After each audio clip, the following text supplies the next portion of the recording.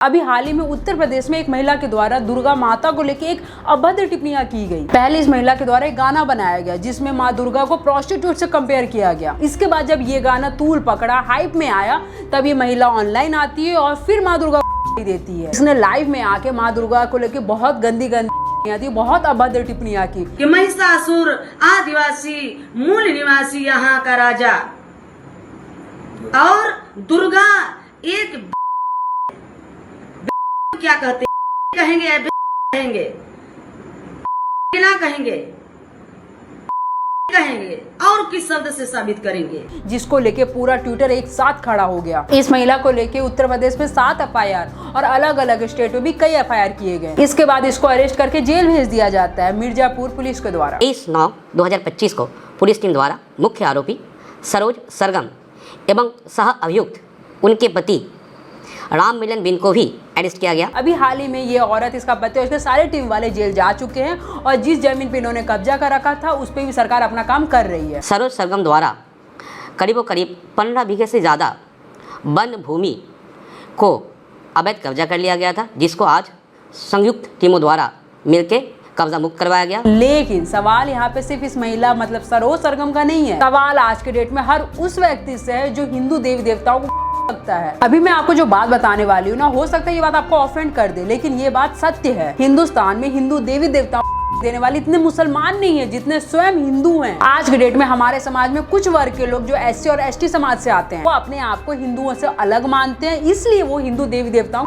देते हैं। अब मैं मुद्दे की बात करूं तो बाबा साहेब भीमराव अंबेडकर जी जो हम सबके आदर्श हैं, वो भी कभी मुसलमान नहीं बने, वो भी तो गए बौद्ध धर्म में। वो अगर चाहते तो इस्लाम धर्म में भी जा सकते थे, लेकिन नहीं, उन्होंने बौद्ध धर्म में जाना सही समझा, क्योंकि आज भी बौद्ध धर्म हिंदू धर्म का ही एक पार्ट है। कुल मिला के आज जितने भी लोग को BR अम्बेडकर के नाम पे बरगलाया जाता है, चाहे वो शोषित हो या दलित हो, मैं उनको बताना चाहूंगी, उनके जानकारी में एक चीज देना चाहूंगी कि भाई BR अम्बेडकर जी भी वो हिंदू धर्म का ही एक हिस्सा थे। आज के डेट में आप लोग के दिमाग में ये चीज बैठा दिया गया है कि हिंदू धर्म सिर्फ जनरल वालों का है। क्या वाल्मीकि जनरल समाज के व्यक्ति थे? बिल्कुल नहीं। वाल्मीकि जी एक दलित समाज से आते थे और आज के डेट में वाल्मीकि के द्वारा लिखी गई रामायण वो हमारे लिए सर्वोपरि है। आज के डेट में भी संत कबीरदास, जिसको आप अपना मेन आदर्श मानते हैं, वो भी एक हिंदू समाज का ही हिस्सा रहे हैं। कुल मिला के जितने भी दलितों को इस चीज के लिए माइंड वॉश किया जा रहा है, उनको सरकार बताए क्या ये चीज वाकई में सही है। अब सोचिए, सरोज सरगम एक गाना बनाती है, उसमें हिंदू देवी देवताओं को वो अभद्र बातें कहती है। बताइए क्यों कहती है? तो इसलिए कहती है क्योंकि वो भी एक हिंदू धर्म का ही हिस्सा है। मतलब आप सोचिए, मुसलमान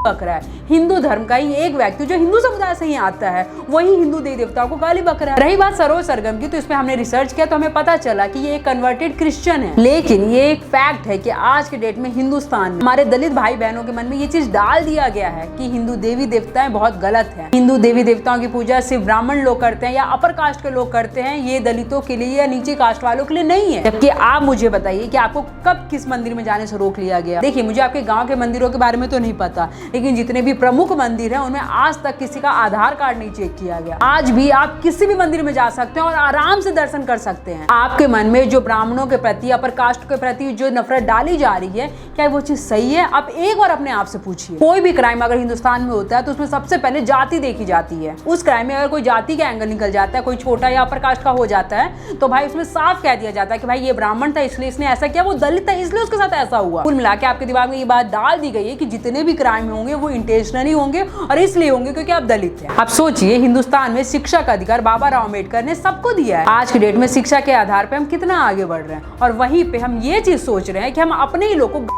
और हम आगे बढ़ जाएंगे। आप अगर अपने लोगों से नफरत करेंगे तो आप सोचिए, क्या कभी भी आप एक विकसित समाज का निर्माण कर पाएंगे? आप एक सवाल अपने आप से पूछिए, चाहे कोई भी व्यक्ति हो, वो ब्राह्मण हो या कोई भी अपर कास्ट का हो, क्या वो कोई छोटे कास्ट के साथ नहीं बैठता? हम लोग जात पात की बात ना 2 ही टाइम पे करते हैं, पहला शादी के समय, दूसरा पॉलिटिक्स के समय। लेकिन जब हम बीमार पड़ते हैं, हम मुसीबत में पड़ते हैं, तो मदद करने वालों की हम जाति कभी नहीं पूछते। भगवान न करे कभी आपको ऐसा समय आए, लेकिन कभी भी अगर आपको किसी खून की जरूरत पड़ जाए किसी भी व्यक्ति की, तब आप खून लेते समय ये नहीं देखेंगे कि वो खून ब्राह्मण का है कि दलित का है। खून लेते समय आप किसी की भी जाति नहीं देखते, लेकिन वहीं आप वोट देने की जगह हर एक की जाति पूछते हैं। आजाद हिंदुस्तान में कांग्रेस 60 साल रही है, 60 साल सत्ता में रही है। वो कांग्रेस किसके लिए जानी जाती है? उनका मेन कोर वोट बैंक कौन है? जो कांग्रेस अपने आप को दलित प्रेमी बताती है, जो कांग्रेस अपने आप को मुस्लिम प्रेमी बताती है। आज दोनों ही समुदाय की हालत देखिए। 60 साल सत्ता में रहने के बाद भी ये दोनों ही समुदाय का विकास क्यों नहीं हुआ? ऐसा नहीं कि कांग्रेस नहीं कर सकती थी, बिल्कुल कर सकती थी, और ऐसा नहीं कि वो करना नहीं चाहती थी। लेकिन जब आप किसी से बात कर रहे होते हैं, आप किसी को दोस्त समझते हैं, तो वो आपको फॉर ग्रांटेड ही लेता है। आज जिस मुसलमानों ने कांग्रेस पे भरोसा किया, कांग्रेस को ये बात पता था कि मुसलमान उनका कोर वोट बैंकर है, इसीलिए कभी भी कांग्रेस ने मुसलमानों पे विकास करने की नहीं सोची। सेम चीज आप भाजपा के लिए भी कह सकते हो।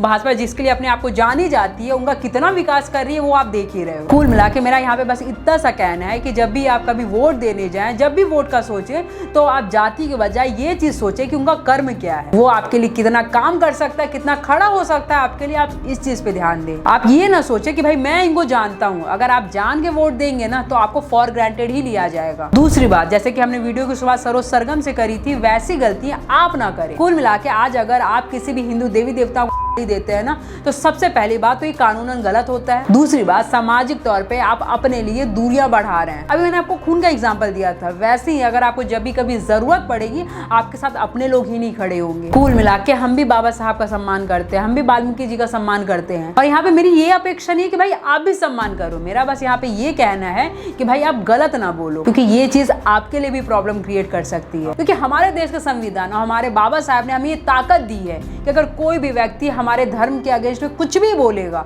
तो हम बाबा साहब अम्बेडकर के द्वारा दिए गए संविधान की वजह से हम उसको जेल में पहुंचा सकते हैं। मेरा संविधान मुझे ये ताकत देता है कि आप मेरे धर्म के खिलाफ कुछ भी नहीं बोल सकते। तो भाई मैं आप लोग से हाथ जोड़ के विनती करती हूँ कि आप भले मेरे धर्म का सम्मान करें ना करें, लेकिन उनके अगेंस्ट में कुछ भी ना बोलें। और यहाँ पे मैं कुल मिला के इतना और कहना चाहती हूँ कि जितने भी लोग हिंदुओं को डिवाइड करने की कोशिश कर रहे हैं, तो मेरा बस ये कहना है कि भाई आप डिवाइड ना हो। अंग्रेजों ने भी हमें डिवाइड करने की कोशिश की थी, और उसका रिजल्ट क्या है ये मुझे बताने की जरूरत नहीं है। हमें जिस वजह से डिवाइड किया गया था, आज भी हम उसी चीज के लिए तो लड़ ही रहे हैं ना। आज हम कास्ट के लिए लड़ रहे हैं, आज हम धर्म के लिए लड़ रहे हैं, आज हम भाषा के लिए लड़ रहे हैं। कुल मिला के जो डिवाइड एंड रूल की पॉलिसी देके गए ना वो लोग, वो हम अपने हाथ में ना ले, हम इस चीज का यूज ना करें। हम एक साथ रहे, एकजुट रहे, और एक अच्छे देश का निर्माण करें। आज आप दे रहे हो भगवान को, कल कोई दूसरा BR अम्बेडकर को देगा, फिर उसके बाद कहा जाएगा कि देखो भाई वो दलितों को ऐसा गाली दे रहा है, दलितों के लिए कोई नहीं बोल रहा है। फिर भाई ये एक तरीके का लूप है, ये एक ट्रैप है। इसमें अगर आप फंसोगे ना, तो इसमें कभी नहीं निकल पाओगे। देखिए आज के इस वीडियो में मैंने ना भावनाओं से ज़्यादा बात की है, ना कि फैक्ट से।